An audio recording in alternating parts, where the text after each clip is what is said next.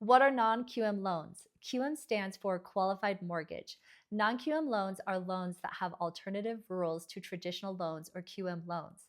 These include bank statement loans, ITIN loans or ITIN loans, interest only loans, DSCR investor loans, asset depletion loans.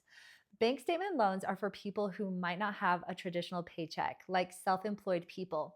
Instead of tax forms or pay stubs, the lender looks at your bank statements, usually the past 12 to 24 months, to see how much money you bring in. It's a way to show you can afford the loan even without a typical job. An ITIN or ITIN loan is for people who don't have a social security number but do have an ITIN, which stands for an individual taxpayer identification number. It lets people without a social security number get a mortgage as long as they can show income and meet the lender's requirements. An interest only loan is when for a set period you only pay the interest on the loan, not the loan amount itself. So your monthly payments are smaller at first.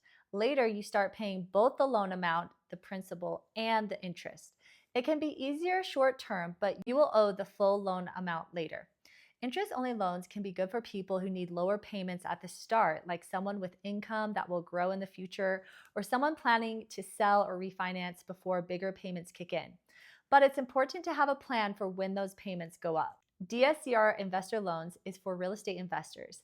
DSCR stands for debt service coverage ratio. Instead of checking your personal income, the lender looks at whether the rental property's income can cover the loan payments. If the property's rent can pay the mortgage, you can qualify, even if your income isn't the focus. Asset depletion loans are for people who might not have a steady income but have a lot of assets, like savings, investments, or retirement funds. The lender depletes or divides your assets over a set period to figure out how much monthly income they represent.